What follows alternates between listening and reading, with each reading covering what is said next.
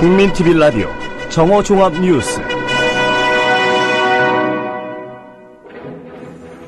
민주당은 오늘 청와대가 제안한 박근혜 대통령과 여야 대표 간 국회 3자 회담을 수용하기로 했습니다.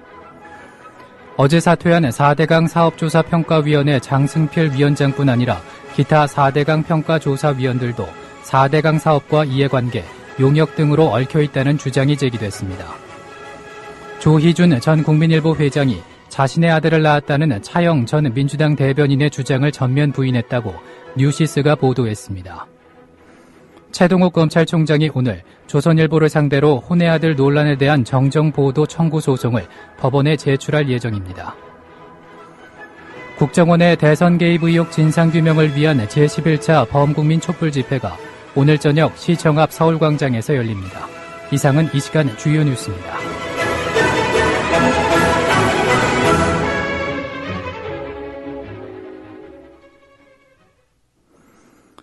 국민TV 라디오 정오종합뉴스 첫 소식입니다. 민주당은 오늘 청와대가 제안한 박근혜 대통령과 여야 대표 간 국회 3자 회담을 수용하기로 했습니다. 민주당은 오늘 비공개 최고위원회의를 열어 이 같은 입장을 전했습니다. 김한길 대표의 말입니다. 청와대가 제안한 대통령과 여야 대표의 3자 회담에 응하겠습니다.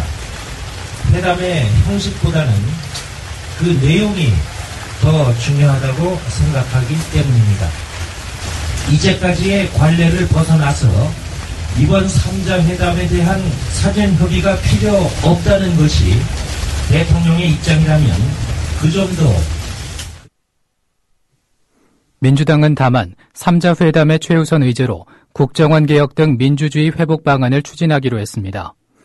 이에 따라 박근혜 대통령은 오는 16일 국회에서 국회의장단과 여야 대표들에게 러시아 베트남 방문 결과를 설명한 뒤 새누리당 황우여, 민주당 김한길 대표와 3자 회담 형식으로 첫 회담을 갖게 됩니다. 한편 새누리당은 즉각 환영 입장을 밝혔습니다. 유일호 대변인은 구두 논평에서 이번 회담을 계기로 과거의 정쟁은 뒤로하고 빨리 국회를 정상화해서 민생 회복을 위해 여야가 같이 노력하자고 말했습니다. 유 대변인은 박 대통령이 허심탄회하게 무엇이든 얘기하자고 했으니 모든 의제를 갖고 얘기할 수 있을 것이라고 덧붙였습니다.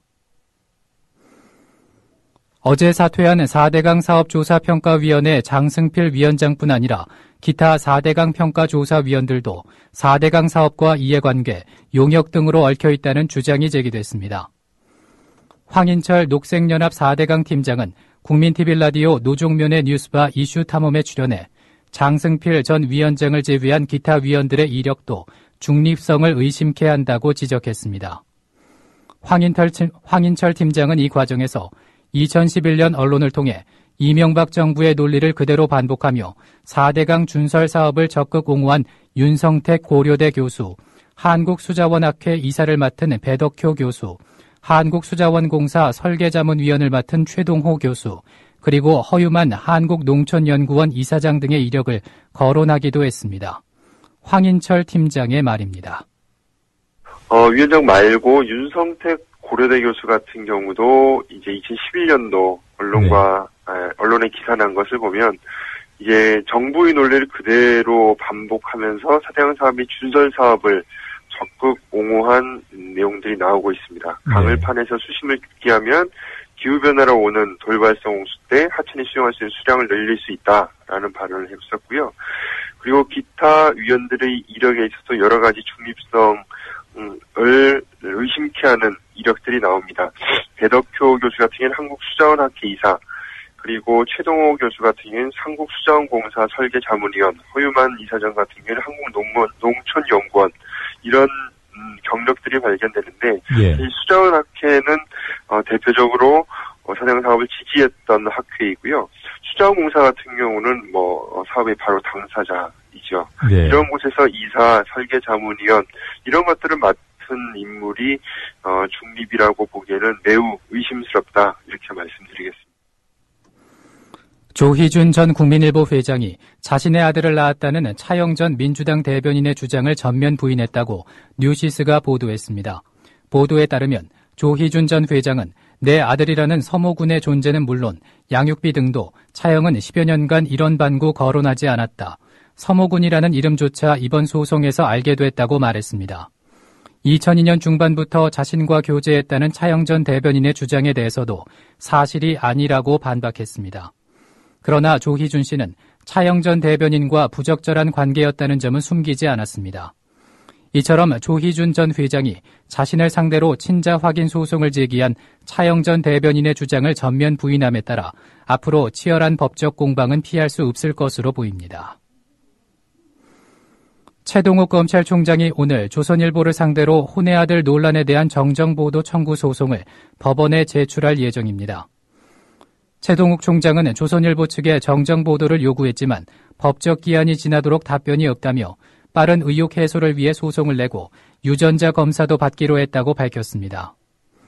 조선일보는 이에 대해서 유전자 검사를 환영한다고 밝힌 채 소송에 대해서는 별다른 입장을 내놓지 않았습니다.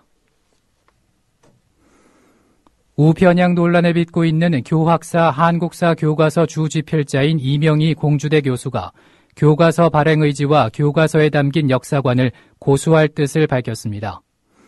이명희 교수는 오늘 CBS 라디오에 나와 친일 사관과 우편향된 사관이 기술돼 있다는 지적에 대해서 검정 기준에는 친일 같은 항목은 없고 대한민국 정체성에 부합하지 않는 내용을 서술하는 것을 금지하고 있다면서 그 점에서는 충실했다고 강조했습니다. 이명희 교수는 강화도 조약이 개혁파의 주장과 고종의 긍정적인 인식으로 체결됐다고 표현한 부분에 대해서 우리 내부에 긍정적인 의견이 없었다면 그런 조약을 체결하지 않았을 것이라고 밝혔습니다.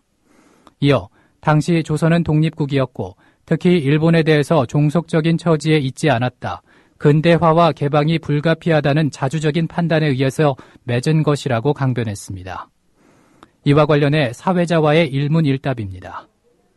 예를 들어서 이제 강화도 조약 같은 걸 표현하면서 개혁파의 주장과 고종의 긍정적인 인식으로 맺어진 조약이다. 이런 표현이 있습니다. 네. 이거는 불평등 조약이라고 기술한 일본의 후소시아 교과서보다도 더 일본 측을 긍정적으로 표현한 거 아니냐, 강화도 조약을. 이런 비판이 지금 나오는데요. 그럼 그 뒤에 이것은 그럼에도 불구하고 불평등 조약이었다라는 것이 기술도 있습니까? 예, 되어 있습니다. 고종의 긍정적 인식을 바탕으로 했다는 건 어떻게 입증할 수가 있을까요? 고종이 만약에 그때 당시 예. 왕조 국가인데 예. 국왕의 결재 없이는 될 수가 없습니다. 예. 예. 결재를 했더라도 이게 못마땅한 상황, 압박받는 상황, 뭔가 불평등한 상황에서 부조리하게 이루어진 결재일 수도 있지 않습니까? 우리는 그렇게 여태 배웠는데요, 사실. 아니요. 당시 조선은 독립국가였고요. 예. 특히 일본국에 대해서 예. 어떤 종속적인 위치에 있지도 않았습니다. 국제사회에서도 압력을 받는 게 없었고요. 다주적인 판단에 의해서 예. 강화도 조약을 맺은 거라고 저는 알고 있습니다. 자주적인 판단에 의한 강화도 조약이다. 그럼 불평등 조약 아니네요. 아니죠. 그때 조약 맺는 것 자체는 자주적인 판단에 의해서 우리도 근대화가 불가피하다, 개방이 예. 불가피하다 이렇게 생각해서 맺은 거고. 근데 당시 근대적인 그 국제법규라든가 이런 거에 대해서 우리가 밟지 못했기 때문에 몰라서 내용에 그런구나. 있어서 들어갈 수 있는 거죠. 국정원의 대선 개입 의혹 진상규명을 위한 제11차 범국민 촛불 집회가 오늘 저녁 서울시청 앞 서울광장에서 열립니다. 시국회의는 오늘을 범국민 행동의 날로 잡고 대규모 집회를 갖는다는 계획입니다. 그동안 촛불 집회에 적극 참여했던 민주당이 지난 7일 대전에서 결의대회를 여는 등 통합진보당과 선긋기에 나서는 모습을 보여 이번 대규모 집회에 민주당이 참여할지 여부에 이목이 쏠리고 있습니다. 박용진 민주당 대변인은 국민TV 뉴스에 촛불 집회에 국민이 함께한다는 입장에는 변함이 없다. 지금까지 개별적으로 자연스럽게 참여하는 방식을 유지할 것이라면서도 진보당의 행보에 따라 민주당 지도부의 공식적인 촛불 집회 참여 방식이 정해질 것이라며 촛불 집회 참여에 조심스러운 입장을 내보였습니다. 진실을 호도하지 않고 논점을 이탈하지 않는 공정뉴스. 국민TV 라디오 뉴스의 꿈입니다. 지금은 정오 종합뉴스와 함께하고 계십니다.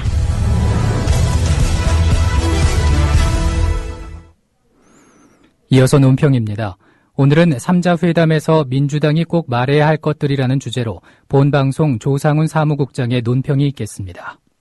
민주당이 구심 끝에 청와대가 제안한 박근혜 대통령과 여야 대표 간 국회 3자 회담을 수용하기로 했습니다. 이에 따라 박 대통령과 새누리당 황우여, 민주당 김한길 대표의 3자 회담은 16일 국회에서 열리게 됐습니다. 민주당은 어제 회담을 제안한 의도와 논의될 의제를 추가하긴 한 뒤 입장을 정리하겠다고 했다가 하루 만에 최고위원회의를 통해 회담 수용을 결정했습니다. 밤사이 청와대와 민주당 간에 어떤 얘기가 오갔는지는 알 수 없습니다. 이제 중요한 것은 민주당이 박 대통령을 만나 무엇을 이야기할 것인가를 정하는 것입니다. 또 박 대통령으로부터 어떤 대답을 받아낼지도 고민해야 합니다. 김 대표는 3자 회담 의제와 관련해 국민이 원하는 주제는 민주주의 회복, 국정원 개혁, 경제 민주화와 복지 확대 등 민생이라고 언급했습니다. 그러면서 지난 대선에서 국가정보기관이 헌법을 부정하고 역사 시계를 거꾸로 돌린 것에 대해서는 절대 용납할 수 없다는 것이 국민들의 엄중한 시선이라며 박 대통령이 국가정보기관으로부터 신세를 얼마나 졌는지는 논의의 중심이 아니다라고도 했습니다. 김 대표의 말은 앞뒤가 맞지 않습니다. 국가정보기관이 헌법을 부정한 것을 절대 용납할 수 없는데 박 대통령이 그런 국가정보기관으로부터 신세를 얼마나 졌는지는 논의의 중심이 아니라니 이게 무슨 말장난입니까? 국가정보원의 대선 개입과 NLL 포기 논란의 본질은 정보기관이 나서서 그들이 원하는 선거 결과를 만들어내려 했고 그 목적을 위해 안보를 선거 공작에 악용하고 국가 권력을 사유화한 것이며 수혜자인 박근혜 대통령이 직접 나서서 이 문제를 풀어야 한다고 했던 문재인 의원의 어제 주장은 도대체 뭐란 말입니까? 검찰이 법원에 제출한 증거를 통해 드러난 국정원, 새누리당, 경찰의 커넥션 의혹을 김 대표만 모른단 말입니까? 이번 회담에서 민주당이 꼭 말해야 할 것은 분명합니다. 바로 민주당이 국민에게 약속했던 것들입니다. 국정원 대선 개입 정치 공작에 대한 진상규명과 책임자 처벌, 남재준 원장 해임과 국정원 개혁, 그리고 박 대통령의 사과입니다. 이것들을 박 대통령에게 요구하고 합당한 답을 받아내기 바랍니다. 그것만이 민주당의 존재 이유이자 이번 회담의 의미가 될 것입니다. 국민TV 라디오 논평이었습니다. 이어서 날씨입니다. 오늘은 전국이 흐린 가운데 중부지방은 비가 오고 남부지방은 낮에 가끔 비가 오겠습니다. 특히 중부지방에는 국지적으로 돌풍과 함께 천둥 번개를 동반한 시간당 30mm 이상의 강한 비가 내리겠습니다. 서울 지역의 현재 기온은 21.4도, 강우량은 39mm입니다. 국민TV 라디오 정오종합뉴스를 마칩니다. 지금까지 아나운서 정승조였습니다.